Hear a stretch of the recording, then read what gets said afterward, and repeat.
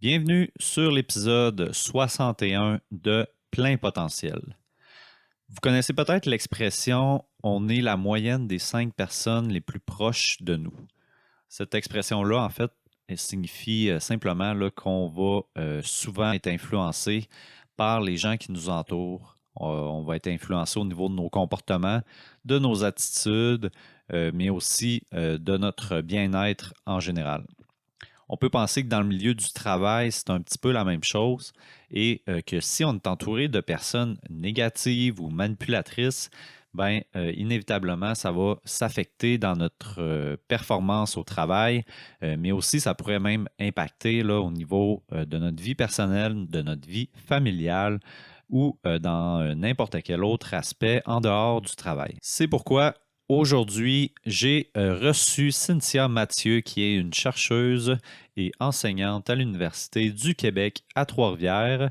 Elle se spécialise justement dans les personnalités sombres. Ce sont des personnes qui sont généralement caractérisées par soit une personnalité narcissique ou encore de la manipulation. Et ces personnes-là peuvent faire subir de la violence psychologique dans le milieu de travail ou encore du harcèlement entre autres. Bien que notre discussion se soit surtout orientée vers les milieux de travail plus conventionnels, on peut penser que ce type de personne-là peut se retrouver pas mal n'importe où. On peut penser que dans des équipes ou des organisations sportives, par exemple, on va pouvoir retrouver ce type de personnes-là. D'ailleurs, on l'a vu dans les dernières semaines, dans les derniers mois et même dans les dernières années, il peut y avoir beaucoup de personnes manipulatrices et en fait des personnes nuisibles là, dans les milieux sportifs. Et donc, on peut penser que ce type de personne-là, avec une personnalité sombre, pourrait se retrouver et pourrait être ce type de personne-là, en fait, dans une organisation sportive. Donc, je pense que l'épisode d'aujourd'hui peut être pertinent pour vraiment n'importe qui, parce que des personnalités comme ça, on peut en côtoyer vraiment dans n'importe quel milieu. Et donc, j'espère que ça va vous faire un petit peu réfléchir et vous donner quelques pistes de solutions aussi sur ce qu'on doit faire avec ce type de personnes-là. Parce que oui, on a discuté un peu des caractéristiques de ces individus-là, mais aussi de l'impact qu'elle peut avoir et des solutions pour se débarrasser d'eux ou du moins dealer avec eux là, d'une manière plus optimale. Sinon, on a aussi discuté là, avec Cynthia de ce qui l'a poussé à s'intéresser à ce sujet-là en particulier. Et on a discuté aussi là, de l'importance pour elle de faire de la recherche qui est appliquée, c'est-à-dire elle aime se déplacer dans les entreprises et participer là, à la recherche de façon active, fournir des pistes de solutions aussi aux entreprises et aux entrepreneurs. Donc voilà, j'espère que vous allez apprécier cet épisode. Et juste avant de vous laisser avec l'épisode, simplement vous rappeler que je suis Francis Lapointe, coach en psychologie du sport et de la performance. Si vous souhaitez en fait améliorer votre performance en travaillant l'aspect mental et que ce soit une performance sportive, la performance au travail ou dans un autre domaine tel que les arts ou l'entrepreneuriat, je peux vous aider à ce niveau-là.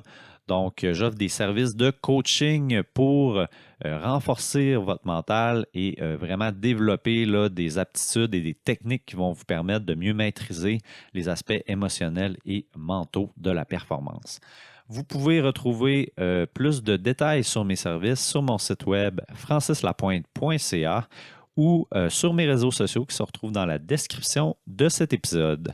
Alors, sans plus attendre, je vous laisse avec mon invité du jour, Cynthia Mathieu. Bon épisode. Débutons là, par le sujet qui t'intéresse en fait, là, puis qui nous intéresse là, dans cet épisode-ci. En fait, toi, tu t'intéresses à ce qu'on appelle les personnalités sombres. J'aimerais ça, plus particulièrement encore là, dans le milieu de travail là, avec ces personnes-là. Fait que c'est quoi une personnalité sombre exactement? Oui, c'est une bonne question. En fait, les personnalités sombres, c'est composé de trois personnalités qu'on appelle le narcissisme, les psychopathes et les machiavéliques. Alors, c'est ce qui compose ce qu'on appelle la triade sombre, les trois personnalités qui sont sombres.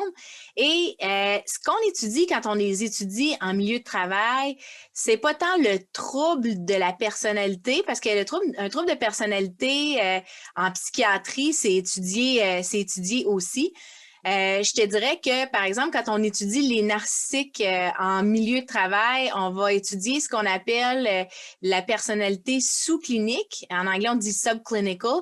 Donc, OK? les gens n'ont pas nécessairement besoin d'avoir tous les traits qu'ils devraient avoir pour être cliniquement reconnus là, par les livres en psychiatrie comme ayant une personnalité, un trouble de la personnalité narcissique. Comme le Mais DSM, là, ça prend des critères, puis un certain nombre de critères, là. exactement, exactement. Mais ils ont quand même beaucoup de ces critères-là. C'est les mêmes critères, ils en ont quand même beaucoup.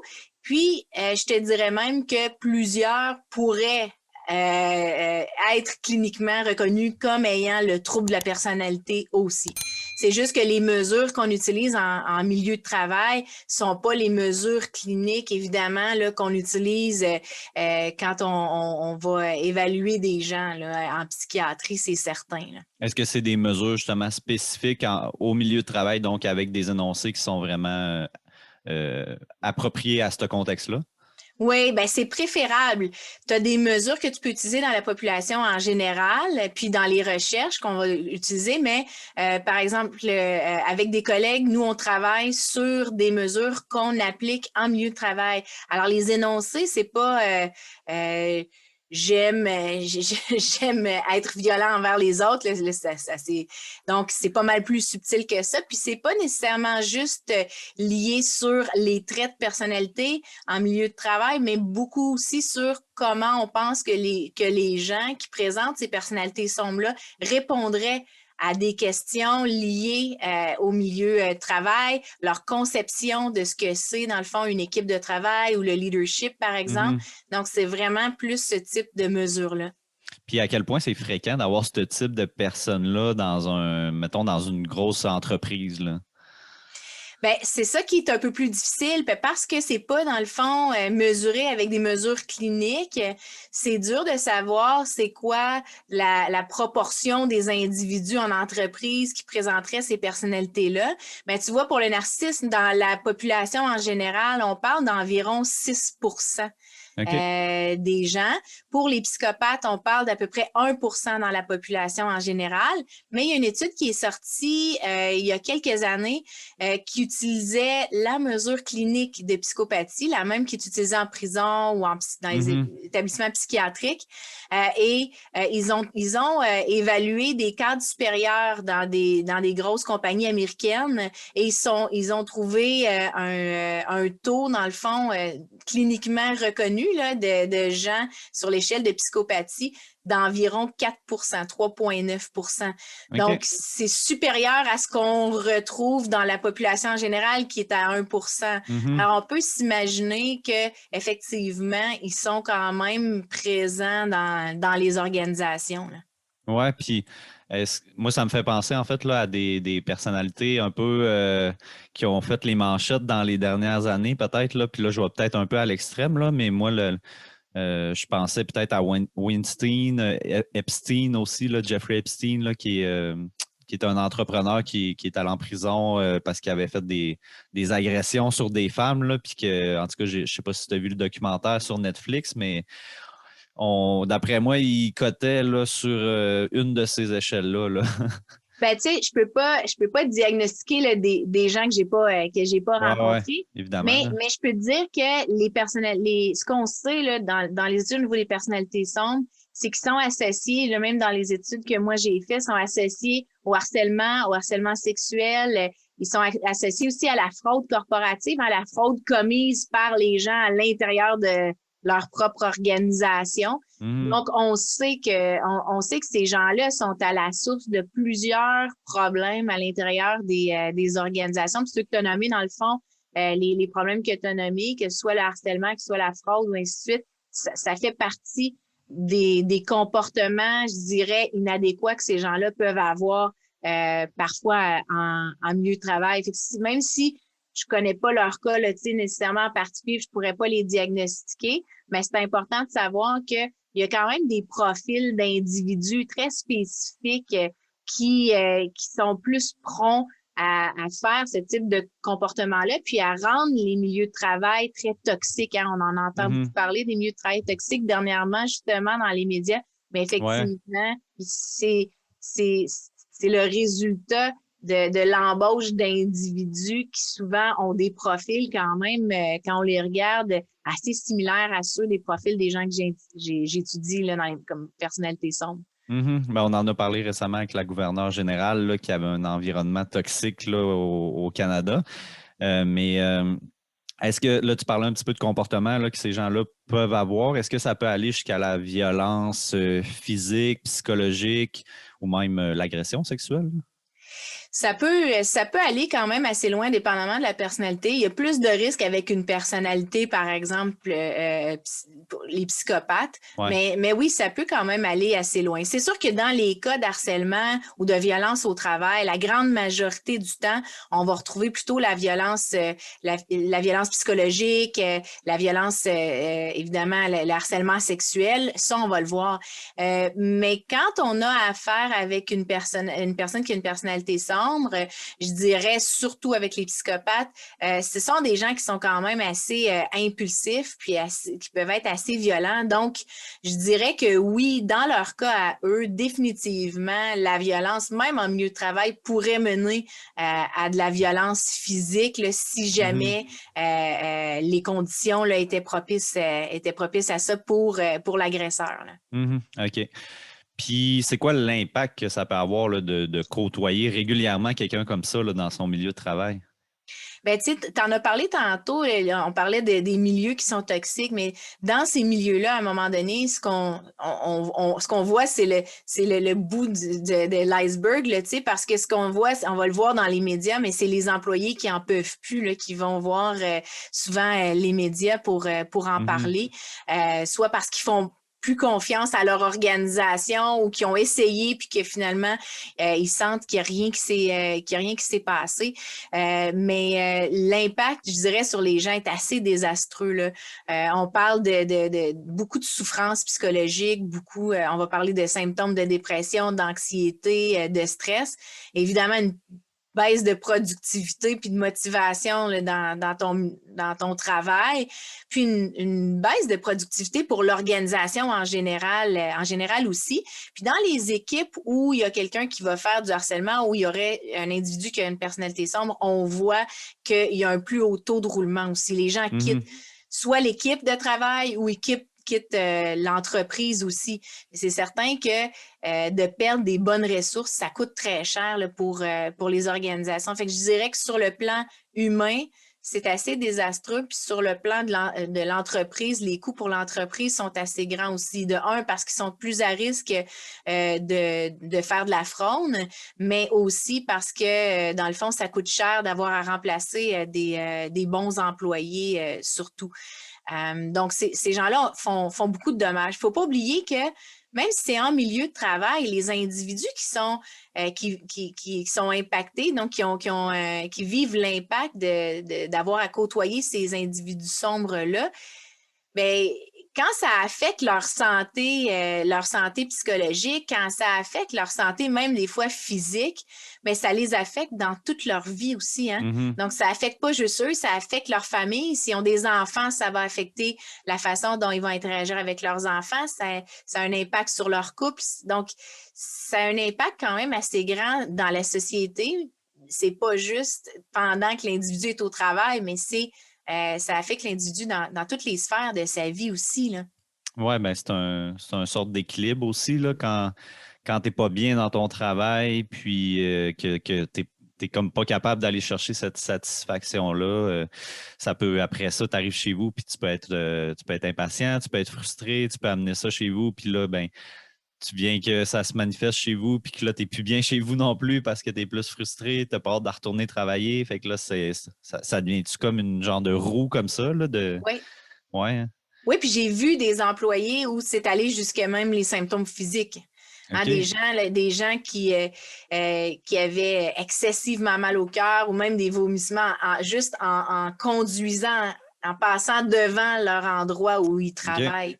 Donc, l'aspect psychologique puis l'aspect physique, là, ben, tu le sais, là, c'est très, dans le domaine dans lequel tu travailles, c'est très, Ouais. très lié. Hein? Puis, c'est certain que pour les employés, quand tu vis des chocs assez forts, émotifs, puis puis de te faire, par exemple, ridiculiser constamment ou tout l'aspect négatif qu'on peut vivre en côtoyant ces gens-là en milieu de travail, c'est certain que pour certains employés, quand ça devient récurrent puis que c'est assez intense, il y a des employés qui vont définitivement développer des symptômes physiques qui, je dirais, sont assez similaires à des symptômes de troubles de stress post-traumatique. Oui, c'est ça. Quand tu as parlé tantôt de l'exemple de la personne qui passe devant son travail et qui le ressent physiquement, ça me faisait vraiment penser à ça, là.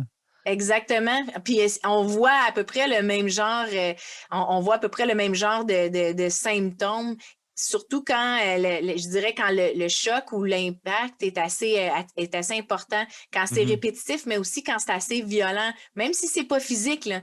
Mais le choc, des fois, que ces gens-là peuvent provoquer chez les autres peut être quand même assez important. Puis ça, rendu à ce point-là, là, on s'entend, là, ça a un impact énorme sur la vie de la personne parce que de revenir, même si les gens sont en arrêt de travail, évidemment, là, plus c'est sévère, plus l'arrêt de travail est long.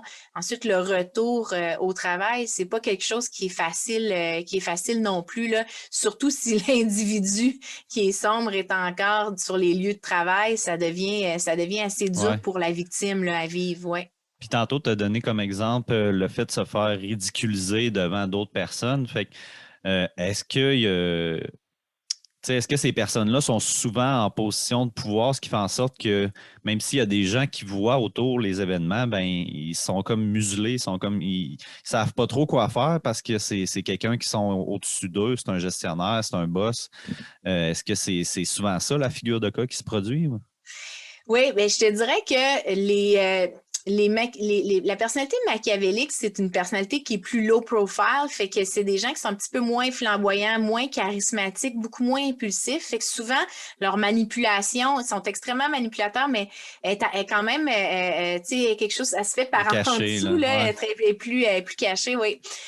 Puis, mais par contre, si on parle des individus qui sont narcissiques, des psychopathes, ce sont des gens qui sont plus impulsifs, fait que leur agressivité, dans le fond, va ressortir beaucoup plus. Donc, on va voir à ce moment-là beaucoup plus une tendance là, au bullying vraiment en milieu de travail. Fait qu'on va voir vraiment des comportements je dirais, d'agressivité ou de violence, puis un impact plus grand là, chez les employés. Là, je ne sais pas si... Attends, repose-moi ta question. Je ne suis pas certaine si c'était dans cette direction-là que tu voulais que j'aille. La question, c'était en fait, est-ce que c'est souvent des personnes qui ont des postes de pouvoir, là, au pouvoir, en fait, plus de pouvoir?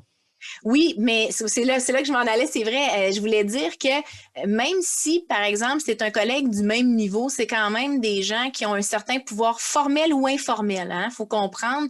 Alors oui, ils recherchent le pouvoir. Des fois, ils sont capables de l'atteindre parce qu'évidemment, ils se présentent très, très bien. Donc, ils ont tendance à être capables d'obtenir, d'être sélectionnés pour les emplois. Donc, ils sont très bons en entrevue, mais ils ont tendance aussi à très bien faire au niveau je dirais, au niveau des évaluations de performance, ce qui ne veut pas dire qu'ils sont performants, mais sont très manipulateurs. Alors, ils réussissent souvent, je dirais, à obtenir des postes de gestion assez rapidement dans les organisations parce qu'ils se présentent bien, parce qu'ils se vendent bien. Et donc, oui, quand ils sont en poste de position, on va les retrouver en poste en poste de pouvoir.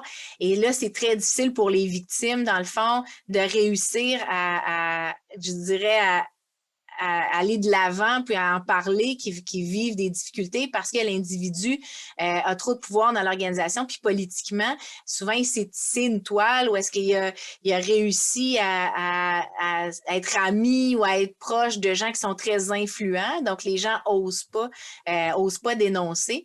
Mais je trouve ça quand même important de dire parce que c'est vrai qu'on a tendance à penser que c'est juste de patron à employé, mais ça peut aussi arriver avec des collègues puis des des gens qui n'ont pas nécessairement un pouvoir hiérarchique dans l'entreprise, mais qui sont très charismatiques, qui ont une Mhm. forte prestance, puis ils ont beaucoup de pouvoir informel dans l'organisation, puis qui font un peu peur aux autres collègues et qui fait en sorte là aussi que les collègues ont peur de dénoncer. Souvent, ces gens-là sont, par exemple, très amis avec le patron, donc on n'ose pas dénoncer notre collègue étant donné qu'on Ouais, sait ouais. qu'il est ami avec le patron, ou des fois, j'ai vu souvent, ils deviennent très près des gens des ressources humaines, hein, parce qu'on Mm. sait que quand l'employé a déposé une plainte, surtout pour des comportements interpersonnels inadéquats, ben, ça va être aux ressources humaines que les gens vont aller.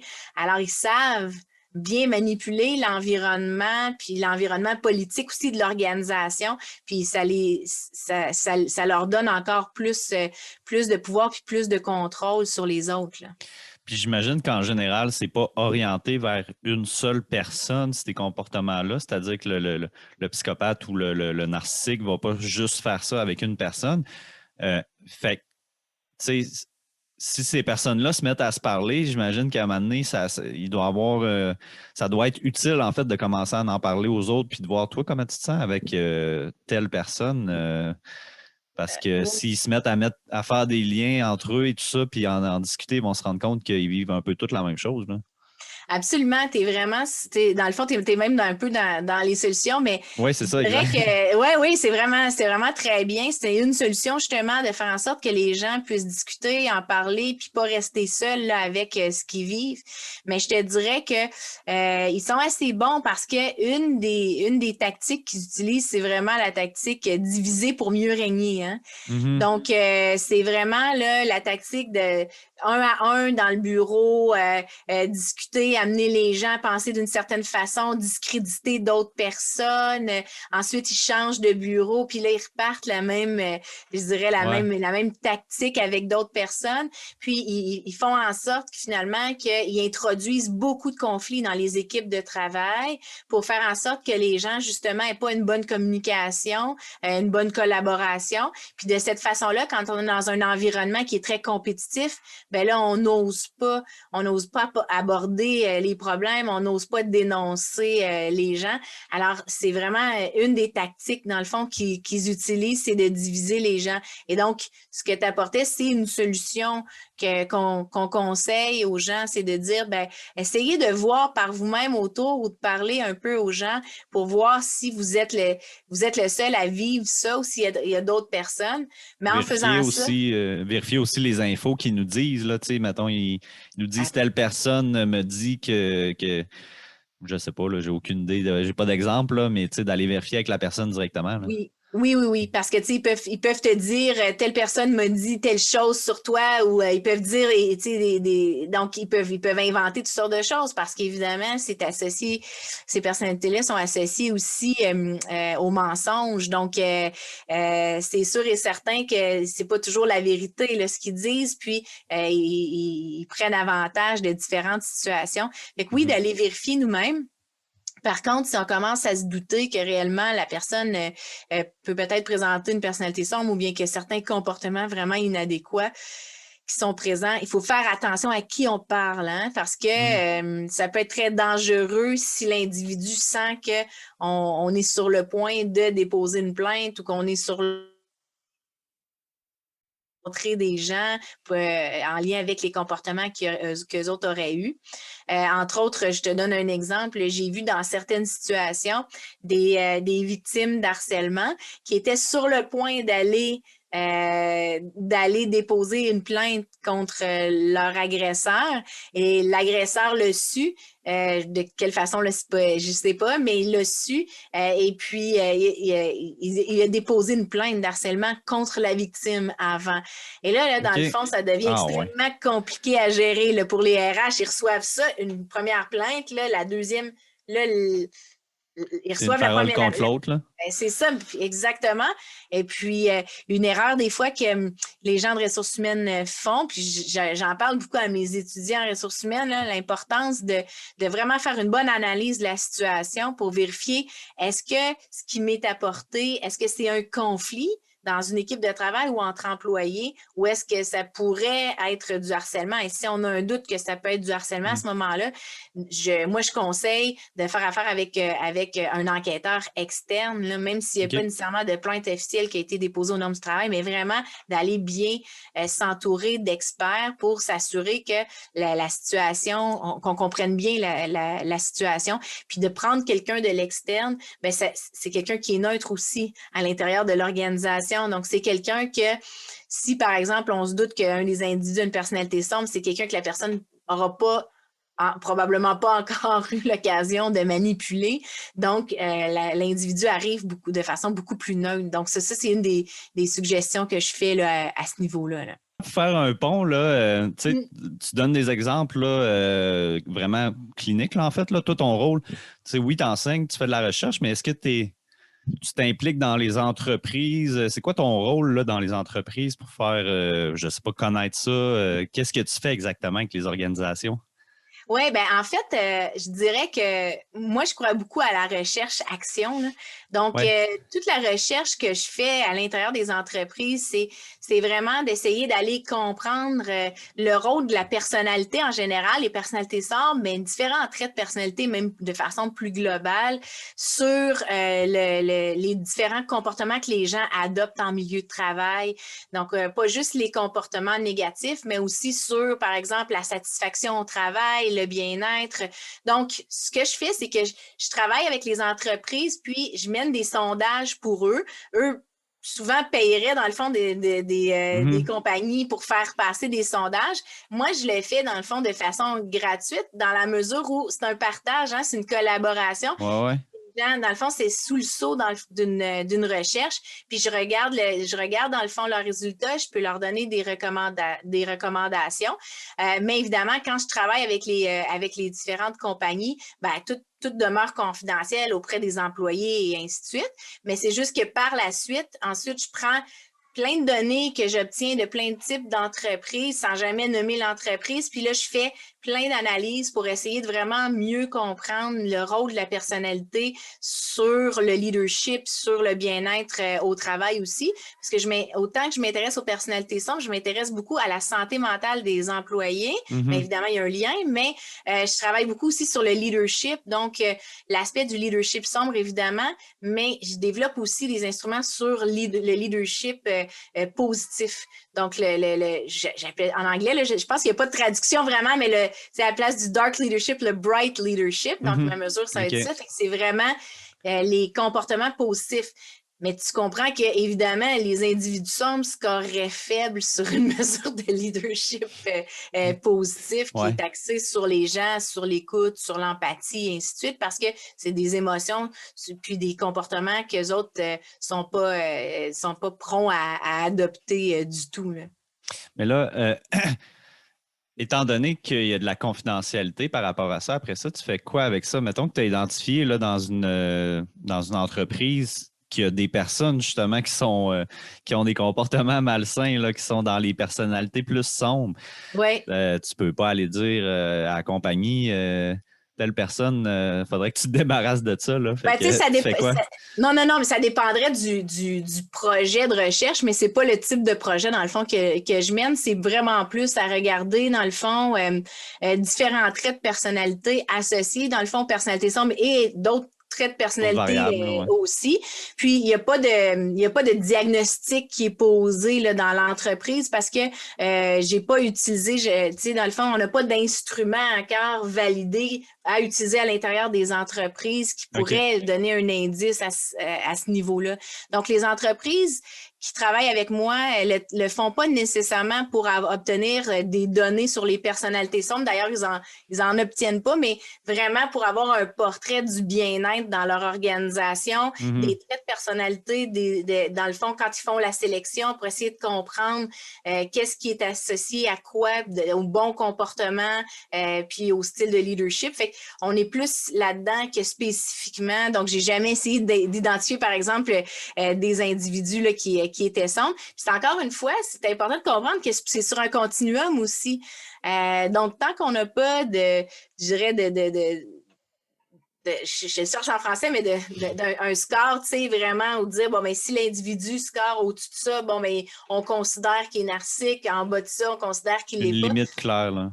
Non, quand on travaille en milieu de travail, c'est pas nécessairement ça qu'on va regarder. L'idée, c'est pas de diagnostiquer. Je le sais que je travaille sur les personnalités sombres, mais l'idée pour moi, c'est pas de diagnostiquer les individus, mais c'est vraiment d'essayer de comprendre le profil d'individus de différents types d'individus qui peuvent avoir vraiment des comportements nocifs à l'intérieur des organisations. Fait que c'est vraiment, je dirais, ça va au-delà de juste le diagnostic des 3 personnalités, mais vraiment d'aller voir les comportements, les façons de penser des individus qui pourraient avoir des impacts négatifs dans nos organisations comme leaders, mais comme employés là, aussi. Tu vas plus documenter, là, dans le fond. Exactement. Puis, tu sais, pour moi, c'est aussi d'aller regarder, par exemple, je travaille en sélection. Fait que, tu sais, c'est aussi d'aller regarder, ben, quels sont les profils d'individus qui auraient, par exemple, pour qui ça va être plus facile d'être embauché, les profils d'individus aussi selon le type d'emploi. Donc, je vais aller regarder ce genre de choses-là. Puis, l'impact des différents traits de personnalité, autant sombres que positifs, des différents types de leadership, autant sombres que positifs, pour en venir à avoir des modèles qui permettent aux entreprises de ne pas toujours embaucher le même type de gestionnaire, c'est très axé vers la tâche, où est-ce qu'on ne regarde pas l'aspect humain, puis de vraiment prouver l'importance de regarder cet aspect humain-là, parce que c'est possible d'embaucher des gens qui sont à la fois axés sur les résultats et qui sont capables d'empathie, qui sont capables d'écoute, qui veulent le bien-être de leurs employés puis de leurs organisations. C'est pas un ou l'autre. C'est possible d'embaucher quelqu'un qui a un profil puis qui est fort sur les 2 aspects. Alors, je trouve ça vraiment important de conscientiser les organisations. Puis, c'est un peu l'objectif, dans le fond, bon, d'avoir écrit un livre cette année, mais de parler aux organisations, puis de venir, mettons, par exemple, te rencontrer, c'est que les gens comprennent qu'on doit aussi, au-delà, dans les recherches que je fais, tout ça, l'objectif, c'est toujours de sensibiliser les gens puis que les gens comprennent que souvent, notre façon de voir les meilleurs candidats, les gens qui ont du succès, c'est une façon qui favorise les individus qui ont une personnalité sombre. Est-ce qu'on se base trop sur le paraître? Oui, c'est beaucoup sur l'apparence. Puis, tu sais, on le sait on le savait déjà, même pas en lien avec les personnalités sombres. On le sait en psychologie depuis des années, là, les enfants qui paraissent bien, ils ont plus d'avantages dans la vie, ils ont plus de succès parce qu'on leur donne plus d'occasions d'avoir du succès. Les professeurs leur donnent plus d'attention. On le sait depuis les recherches en psychologie. Mais maintenant, ce qu'on sait, c'est que les individus qui ont une personnalité sombre, parce que l'apparence est extrêmement importante, parce que c'est instrumental dans leur manipulation, ben ils sont capables de manipuler leur apparence beaucoup mieux que la population en général pour justement attirer l'attention, puis augmenter le facteur, je dirais, d'attractivité. Je ne sais pas si je le dis bien, là, parce que je le pense en anglais, mais la beauté, c'est assez subjectif. Hein? Et puis, c'est ça qui devient intéressant, c'est qu'en fait, on se rend compte que ces individus-là sont considérés plus beaux, autant sur Facebook que sur les réseaux sociaux, un petit peu partout, puis en entrevue aussi, mais parce qu'ils savent se présenter physiquement, s'arranger physiquement pour s'avantager et ils se présentent au niveau des apparences vraiment en lien avec ce que nous, on voit comme étant des indices de succès. Tu sais, les cheveux, les bijoux, les vêtements chers. Ça, sont-ils capables de faire ça de façon consciente? Ils ont-ils la conscience de je le sais que je vais m'habiller de telle façon parce que je vais avoir plus de succès si je le fais, ou c'est vraiment plus intuitif? Non. Ben, peut-être un peu des deux, mais ils le font parce qu'ils le font parce qu'ils savent que dans le fond, le fait de se présenter de cette façon-là va fonctionner au niveau des impressions, ça c'est certain. Est-ce qu'ils sont conscients de pas, par exemple, pour les psychopathes, de pas nécessairement être capables de vivre certaines émotions. Je dirais pour la majorité, non, parce qu'ils n'ont pas beaucoup de par la façon dont ils sont, ils n'ont pas beaucoup de capacité d'introspection. C'est sûr que si on les confronte puis on leur parle d'émotions, puis tout ça, ils vont être capables de dire qu'ils ne ressentent pas ça ou ils ne comprennent pas nécessairement certaines émotions. Ou de revirer ça contre toi là, très rapidement aussi. Là. Oui, d'ailleurs, avec les psychopathes, puis on peut parler de coaching là, en milieu de travail. Là, dans le fond, c'est un peu comme dans ton domaine, mais je vais commencer par dire que pour les psychopathes, on a cessé la thérapie dans les milieux carcéraux, la thérapie de groupe avec eux, parce qu'ils apprenaient. On s'est rendu compte que ça augmentait le risque de récidive parce qu'ils apprenaient les autres détenus à imiter les émotions qu'eux autres ne ressentaient pas ou ne reconnaissaient pas. Donc ça, c'est une chose. Mais je dirais que souvent, dans les entreprises, on prend comme solution de donner du coaching à un individu. Par exemple, qui aurait eu des comportements d'incivilité ou qui aurait eu certains comportements peut-être interpersonnels qui sont inadéquats. Ben là, on dit, bon, mais on va prendre le cadre, on va prendre l'individu, on va l'envoyer en coaching. Dans le fond, les recherches démontrent que tout ce qui est mentorat, coaching auprès des gens qui ont une personnalité plus sombre, il n'y a pas un très haut taux, une thérapie d'ailleurs, la psychothérapie, pas un très haut taux de succès, étant donné qu'ils ne considèrent pas en avoir besoin. C'est un peu comme toi, c'est un athlète considère qu'il est au top de sa game, il viendra pas me voir. Puis s'il va parce que quelqu'un l'oblige à y aller, par exemple, ça sert à rien, voilà, il va pas utiliser, il va être présent, là, mais il n'utilisera jamais tes conseils parce qu'il n'enverra pas, dans le fond. Alors, c'est ça qui est un peu le problème, c'est que parce que dans la structure de ces personnalités-là, ils se pensent au-dessus des autres, c'est très difficile. Donc, ça inclut les médecins, les psychiatres, les psychologues, les coachs sportifs, tout le monde.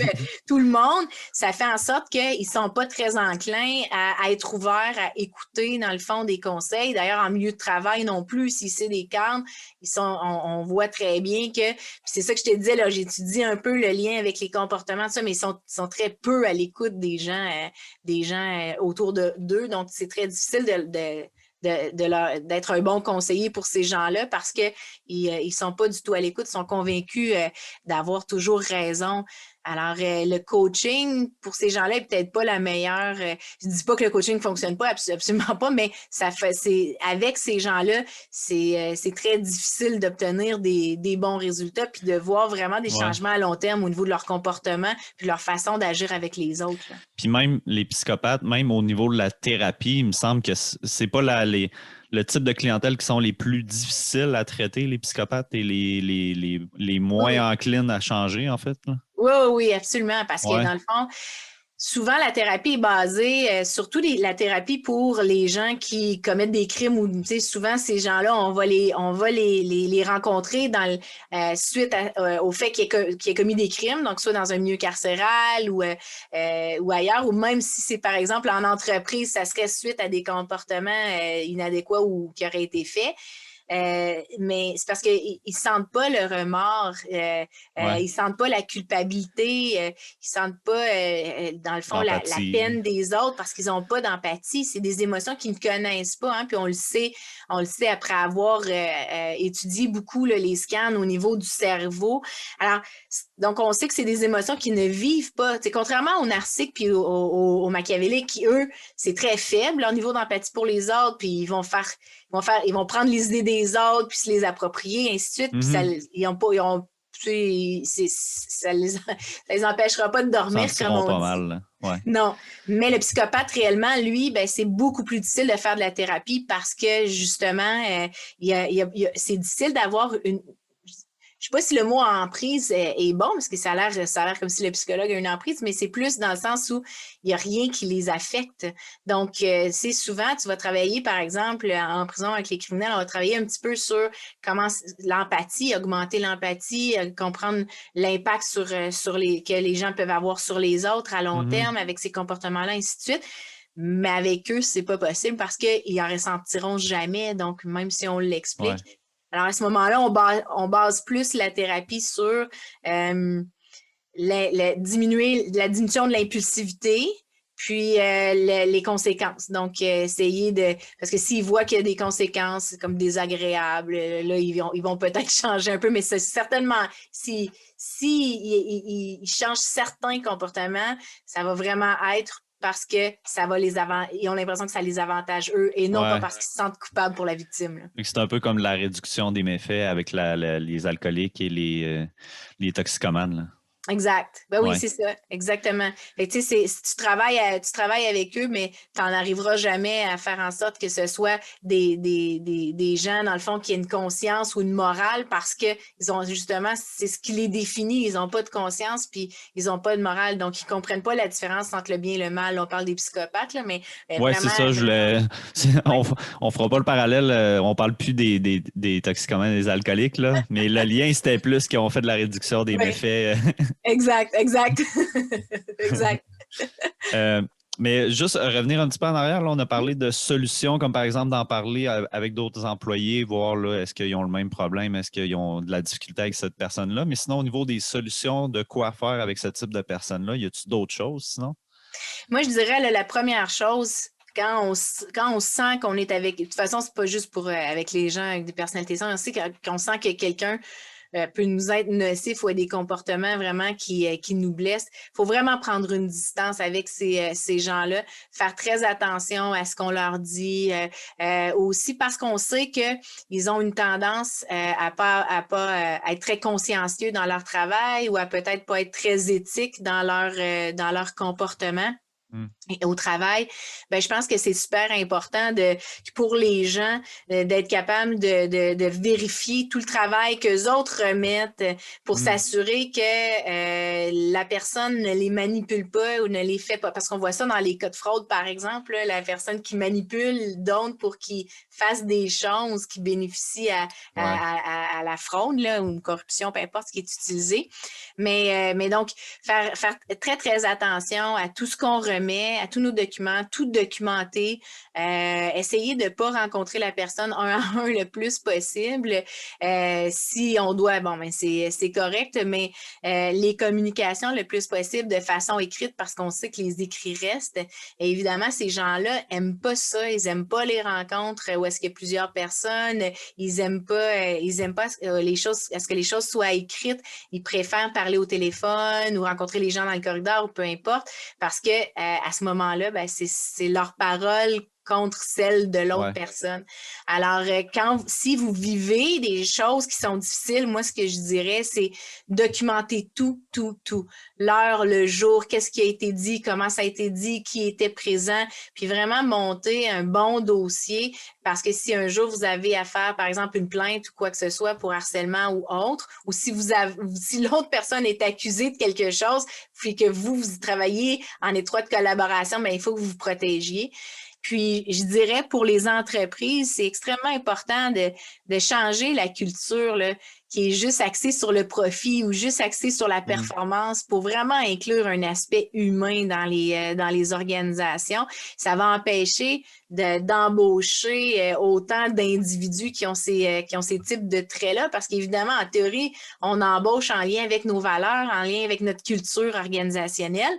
Puis pour les entreprises, de faire des sondages aux employés, ça, c'est important. 2 fois par année à peu près, comment ils se sentent dans leur travail, sonder un petit peu au niveau du climat de travail, est-ce qu'ils vivent de l'incivilité, est-ce qu'ils vivent du harcèlement, comment ils perçoivent leurs supérieurs, est-ce qu'ils font confiance à leurs supérieurs, est-ce qu'ils font confiance à l'organisation, ce genre de questions-là, ça permet aussi d'avoir un portrait, puis un portrait évidemment, les gens disent de quel endroit ils sont dans l'entreprise, ça permet aussi d'avoir un portrait des différentes équipes, Ouais.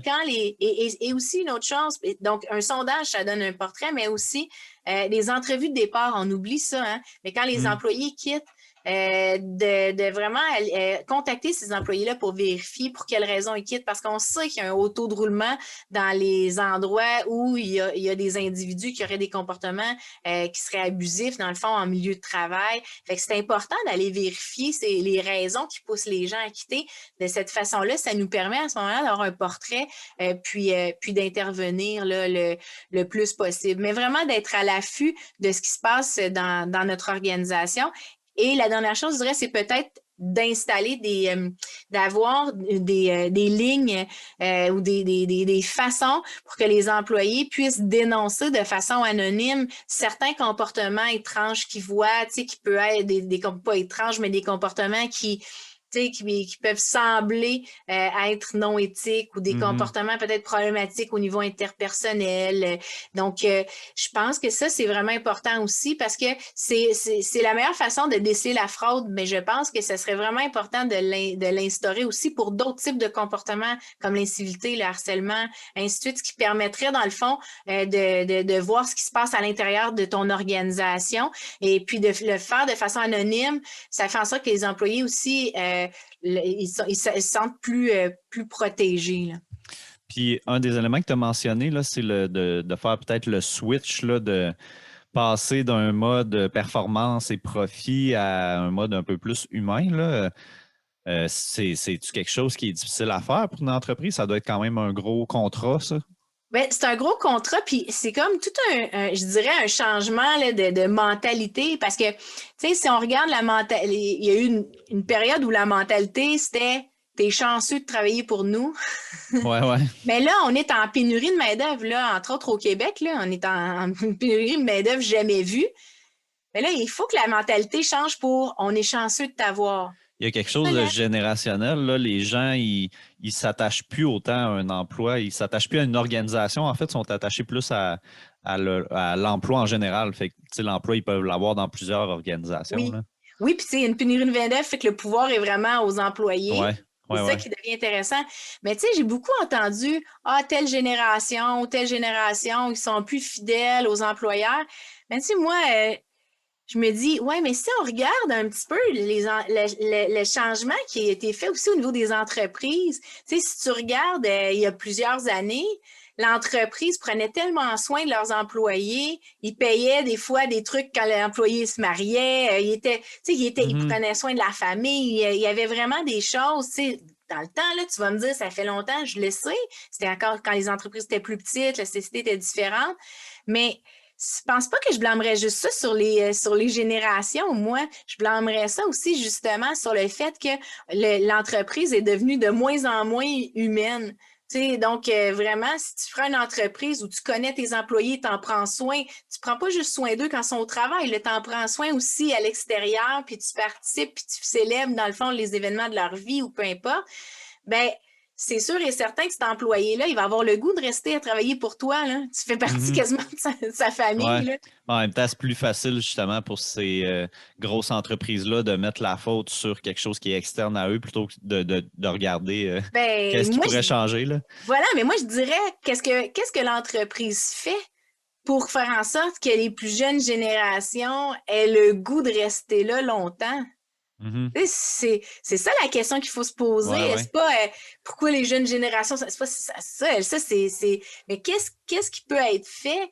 Puis il faut à ce moment-là, il faut être à l'écoute, il faut être à l'écoute de nos employés, il faut être à l'écoute de leur réalité. Puis c'est pas juste une question de génération là, tu sais des Z, des X, c'est une question aussi d'étape de vie. Tu sais, ton employé à 20 ans, là, ce qu'il veut, c'est des défis, c'est certaines choses, tu sais.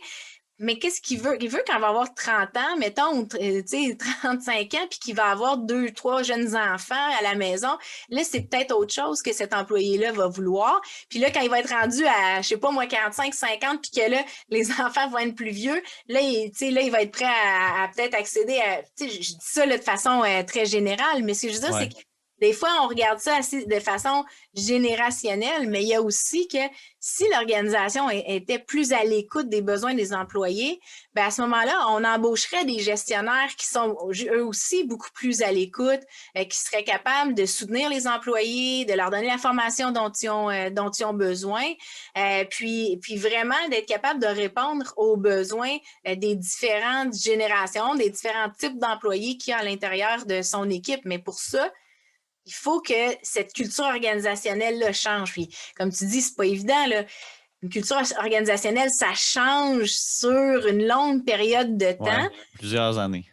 Mais je dirais que des choses comme, par exemple, la pandémie, la pénurie de main-d'œuvre, ça, c'est des choses là, qui font accélérer les changements parce qu'à un moment donné, tu peux pas ignorer la santé mentale quand tes gens sont dans une pandémie, puis que là, les gens démontrent des signes, puis que ils sont comme à la maison, ils vivent une réalité qui est complètement différente.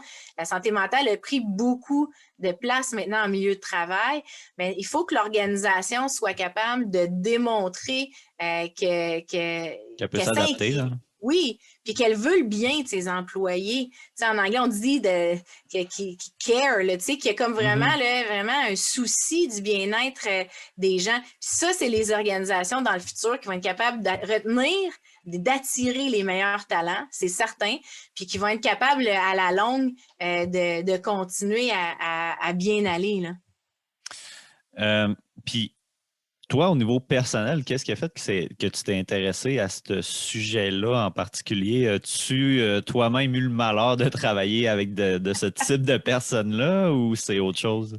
Je pense que tout le monde, à un moment donné dans sa vie, travaille avec ce type de personnes-là, mais je te dirais que moi, j'ai un parcours qui est un petit peu atypique. Tu sais, des fois, je dis ça à mes étudiants, là, je dis arrêtez de penser que tout est linéaire dans la vie. Ouais, là. ouais. Il y a tellement de belles opportunités puis de possibilités. Là. Dans le fond, j'ai une formation en psychoclinique. Mon doc est en psychoclinique, mais j'ai aussi fait beaucoup de cours de psychologie industrielle, puis j'ai été embauchée en psycho-industriel. Mais en même temps, j'ai fait un postdoc à l'Institut Philippe Pinel. Donc, c'est vraiment un drôle. Donc, je suis à la fois psychologue clinicienne.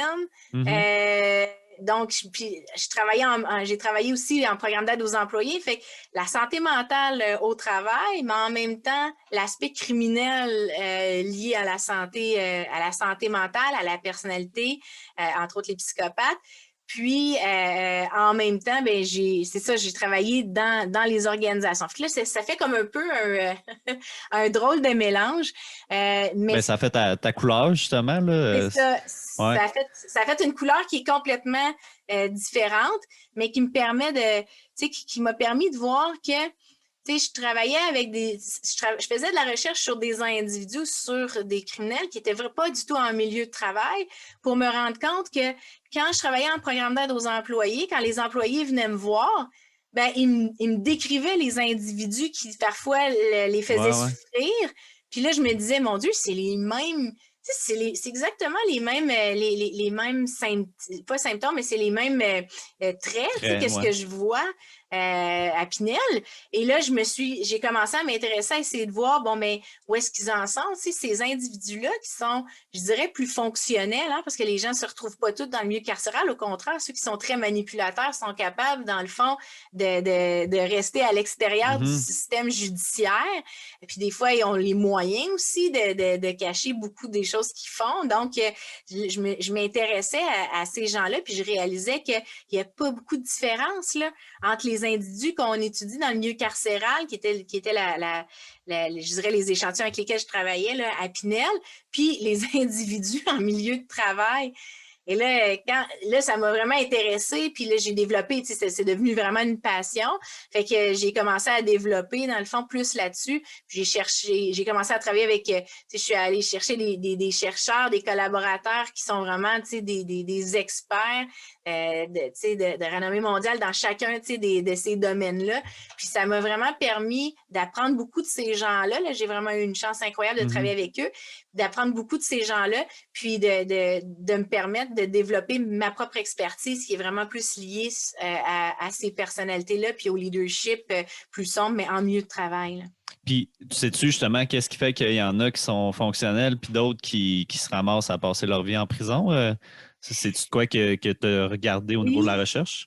Oui, on regarde ça, puis je te dirais qu'à date, ce qu'on trouve, c'est que, par exemple, particulièrement là, chez les psychopathes, ce qu'on retrouve, c'est que tu sais, encore, je te disais, c'est un continuum là, pour avoir, dans le fond, le profil de psychopathe. Il y a différents traits que tu dois présenter.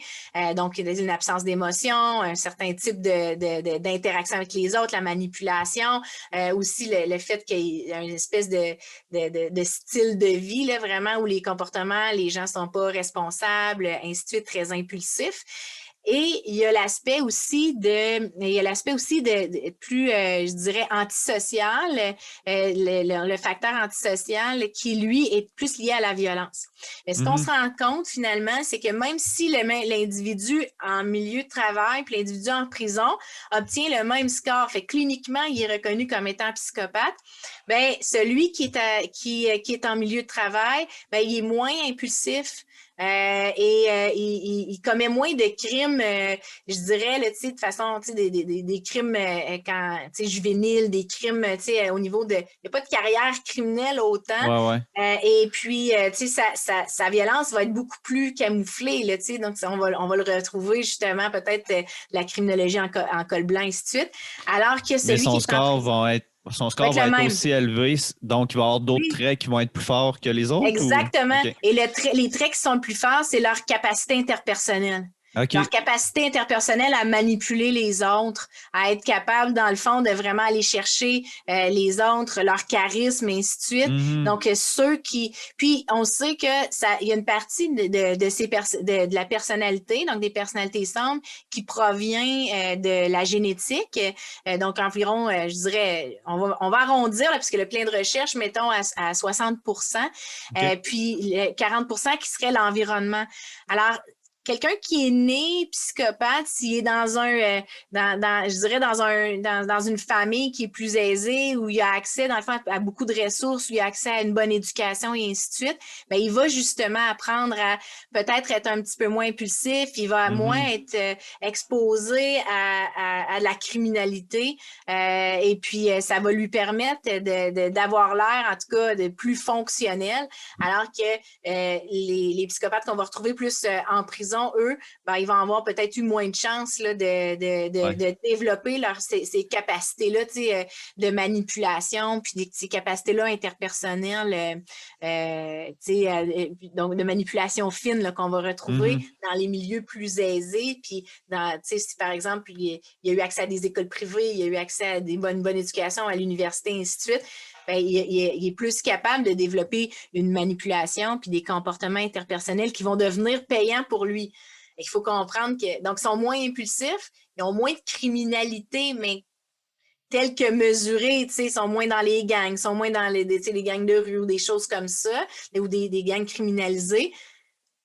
Mais ça ne veut pas dire qu'ils ne sont pas violents, parce qu'on en a parlé Ouais. tantôt. Là. Ils peuvent détruire des vies, ils peuvent détruire des organisations. Donc, ils ont un gros impact négatif sur la société, mais de façon différente.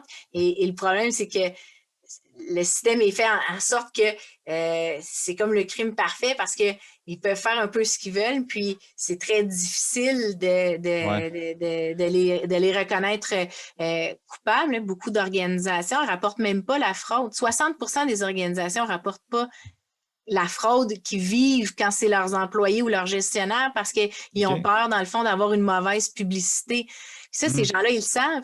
Fait que, Mhm. imagine, c'est un crime parfait. Puis là, si tu cumules ça avec d'autres comportements violents qu'ils peuvent avoir, par exemple le harcèlement et tout ça, ben, on sait que là aussi, c'est une minorité des victimes qui vont de l'avant au niveau de déclarer le harcèlement.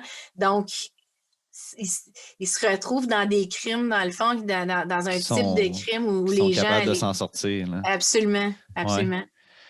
Puis, ben, tu en as parlé tantôt, tu as un parcours quand même assez atypique, là, mais étant donné que tu as une formation de psychologue, est-ce que tu pratiques encore ou est-ce que tu as pratiqué? J'ai pratiqué en clinique. Là, je pratique plus en clinique, là, mais j'ai déjà pratiqué en clinique. J'ai déjà dirigé un programme d'aide, mais j'avais vraiment mon bureau aussi là, avant. Mais avec le travail à l'université, les recherches, et ainsi de suite, ça devient plus difficile Ouais, ouais. Ouais, de c'est pratiquer. Donc, en pas mal du bureau, temps plein, là. oui, oui, oui. Fait qu'en bureau clinique, je le fais plus, là, mais je l'ai déjà fait, ouais, pratiquer comme psychologue clinicienne. Fait que c'est pour ça que j'ai un intérêt en premier pour les victimes. Ça devient de là mon goût de travailler pour ces gens-là. C'est pas juste que les choses s'enlignaient, tu sais, avec Pinel puis d'autres choses, mais ça fait que j'avais une curiosité par rapport à ça. Mais c'était aussi parce que je voyais l'impact. C'est des gens, là, c'était des fois, ça prenait des années avant que cet individu-là revienne à Ouais, ce ouais. à ce qui était là, avant d'avoir rencontré ces gens-là en milieu de travail. Et je me disais, c'est des années de vie, ça, là, qui sont importantes. En voyant les dommages, je me suis dit, c'est vraiment important pour moi. Fait que dans cette période-là, je travaillais beaucoup avec les employés, le bien-être au travail, fait que tout ce qui était anxiété, dépression, burn-out et ainsi de suite. Mais ça partait de là, mon désir vraiment de les aider, là. Puis là, maintenant, le côté un peu plus pratique, tu aimes ça l'amener dans la recherche, comme tu disais, comme la recherche-action. Oui, Est-ce que à la fin, mettons, d'un projet de recherche, est-ce que tu amènes des recommandations? oui, oui, oui. Donc, à la fin de chacun des projets de recherche, fait que finalement, c'est à quoi ça ressemble le projet de recherche, tu sais, c'est vraiment un projet de collaboration, mais c'est pas très différent. Bon, il y a l'aspect recherche, là, mais c'est pas très différent de ce que je ferais si j'étais psychologue industriel, c'est-à-dire, mais c'est à des coûts beaucoup moindres, là, tu sais, évidemment, pour les Ouais. organisations. Ce qui, je pense, devrait être fait beaucoup plus entre les organisations puis les Mhm. universités, parce que tu as des experts, tu as des étudiants qui peuvent aller donner tellement des bonnes recommandations. Puis c'est sûr que c'est correct de faire affaire, pardon, avec des consultants aussi, mais il y a la possibilité d'avoir des gens, puis ça aide à faire avancer, dans le fond, les connaissances. Fait que oui, dans le fond, si l'organisation est là, moi, je vais peut-être recueillir certaines choses au niveau de la personnalité qui leur est pas nécessairement utile pour eux actuellement, là, mais ce que les autres ils vont obtenir, c'est vraiment un portrait de l'organisation, du bien-être des employés avec des recommandations aussi sur le leadership, par exemple, la gestion de changement, la satisfaction au travail, la motivation. Fait que je vais chercher plein de choses, justement, au niveau des sondages, puis je vais émettre des recommandations aux entreprises, là. Oui, ça, Mhm. c'est sûr. Moi, je travaille justement avec Claudia Pelletier au département de Oui, gestion. Je ne sais pas si tu la oui, connais. oui, oui, Puis je travaille avec elle en ce moment là, comme oui, auxiliaire de recherche. Puis oui, elle est justement aussi là-dedans là, de faire de pouvoir amener une valeur plus aux gens qui participent oui, là, à ces recherches. Fait oui. que justement, en ce moment, on est sur un projet, puis à la fin, c'est sûr que les gens vont avoir des recommandations, puis des trucs, Absolument. là. Ouais. Ah oui. Ah oui, puis je pense que c'est un élément vraiment important pour créer le lien de confiance puis des collaborations à long terme entre les organisations et les universités. Parce qu'on ne peut pas juste aller prendre des données, repartir, puis l'organisation, qu'est-ce qu'elle gagne à ça? Ouais. Puis en même temps, en étant capable de leur offrir des recommandations, ben on fait progresser les choses. On a l'impression, moi je pense, là, en tout cas, c'est valorisant comme chercheur parce que tu Ouais, as vraiment. l'impression aussi de les aider puis de faire avancer les choses, alors que, tu sais, on va se le dire, comme chercheur, tu publies un article scientifique puis il est lu juste par d'autres experts dans ton domaine. D'abord, ces revues scientifiques-là, ben, sont juste accessibles à des étudiants de cycle, ben, les étudiants de bac aussi, là, mais je veux dire, souvent, c'est les étudiants de cycle supérieur qui font de la recherche, qui vont le lire, ou bien des chercheurs. Mhm. Alors, des fois, je me dis, ben, c'est correct, je veux quand même, pour faire avancer la science, tu publies, mais en même temps, euh, c'est important aussi ce que toi, tu trouves, par exemple, avec Claudia ou que moi, ce que je trouve avec mes étudiants, mais c'est important d'être capable d'apporter ces choses-là. J'ai des étudiants qui travaillent sur le leadership, sur la bienveillance en leadership. J'ai un étudiant qui travaille sur le harcèlement, l'incivilité. Ben, c'est important qu'à ce moment-là, ces données-là, ces recherches-là, ben, que les entreprises envoient les résultats, puis les résultats de leurs efforts là, quand ils collaborent avec nous. Et je trouve Ouais. que c'est comme ça qu'on crée des bons liens aussi. C'est pas assez fait, je pense, dans le milieu universitaire. On est tellement dans notre petit bureau. Puis moi, ça a été long, en fait, avant de découvrir que Ah, crime, la recherche, ça peut être le fun encore Oui, plus, là, parce que oui, oui, j'aimais ça quand même un peu, la recherche, tu sais, d'être derrière mon bureau, je suis quand même quelqu'un de solitaire, je suis quand même capable de faire ma petite chose, mais de pouvoir amener quelque chose de plus, parce que je travaille aussi, je travaille avec Claudia, mais je travaille aussi à l'école de police, puis c'est la OK. même chose, là, tu sais, les recherches qu'on fait, ça sert à la formation, ça sert aux Absolument. organisations policières par la suite.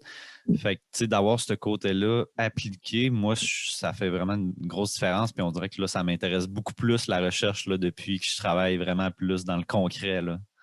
Oui, puis c'est ça que ça devrait être parce que des fois, ça prend des années avant que ce que les gens ont trouvé en recherche arrive, dans le fond, dans les organisations pour que les gens comprennent des Ouais, choses. c'est Mais ça. si les chercheurs travaillaient un petit peu plus près du terrain, ben, à ce moment-là, ça irait beaucoup plus vite, puis les gens auraient l'information plus rapidement, des recommandations plus rapidement, puis il y aurait des changements qui se feraient pour, encore une fois, pour le bien des organisations puis pour le bien des employés, là. Mhm.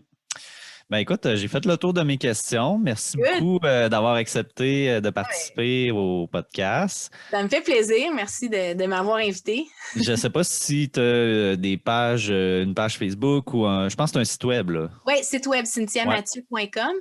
Fait que là-dessus, dans le fond, parce que là-dessus, le livre, dans le fond, il est accessible, dans le fond, même à la bibliothèque là, de l'université, là, sur les moteurs de recherche. Fait que pour les étudiants, ça, c'est correct. Mais Mhm. je vous laisse sur le site web vraiment être capable d'offrir plein de conseils puis plein d'outils pratiques pour les organisations, puis ben, pour les étudiants, évidemment, là, aussi. Alors, plus ça va, plus je mets. Donc, sur le site, j'ai un blog où je parle des personnalités sombres, mais je vais parler de personnalités sombres, leadership, puis aussi de bien-être au travail, comment prendre soin de soi, et ainsi de suite. Fait que je vais mettre plein d'informations sur ce site-là, avec des petites capsules sur YouTube aussi qui sont, on les voit sur le site. Fait que j'essaie différentes façons, hein, un peu comme dans mon enseignement, là, de faire Ouais. en sorte que, dépendamment de ce que les gens préfèrent, soit la lecture ou les vidéos, peu importe, mais ça permet, dans le fond, aux gens d'avoir le plus d'informations possible. Mais il va y avoir des outils pour la sélection des employés. Je vais avoir comme des compétences avec les définitions. Là. Plus ça va, plus je monte ça. Puis les entreprises vont pouvoir aller là pour aller chercher des outils aussi pour leur organisation. Je vais mettre des sondages, je vais mettre toutes sortes de choses. Tout ce que je dis comme recommandation de ce qu'on a parlé, ben les gens vont pouvoir aller le retrouver là. Ça va être des outils que les gens gratuits que les gens vont Mhm. pouvoir aller chercher puis utiliser. Fait que mon but, c'est vraiment d'aider les organisations là, avec ce site web-là. Là. Ouais, je trouve ça le fun que tu rendes accessible comme tu fais pas juste la recherche qui est destinée juste aux universitaires puis aux gens qui vont lire les articles, là, justement de vulgariser ça puis d'amener ça plus à tout le monde, monsieur, madame, tout le monde, puis les entreprises aussi, je pense que c'est le fun, là. Oui, oui. Ouais. Fait que donc je viens de finir le livre, fait que c'est encore je poste des choses, je mets des choses de plus, tu sais, le matériel, j'en mets de plus en plus, tu sais, à toutes les semaines, j'essaie de mettre des nouvelles choses 12 semaines, là, mais c'est ça, là, je suis là-dedans. Fait il va toujours être pas construction, le site, mais tu sais, il va toujours s'améliorer, puis Mhm. je vais toujours ajouter du matériel au fur et à mesure, fait que ça va pouvoir aider les gens au fur et à mesure d'avoir des outils pour savoir quoi faire là, avec ces individus-là qui rendent les employés malades. Là. Ouais, c'est ça. Ben, c'est bien parfait. Merci beaucoup, là, encore une fois. Ben, merci beaucoup à toi.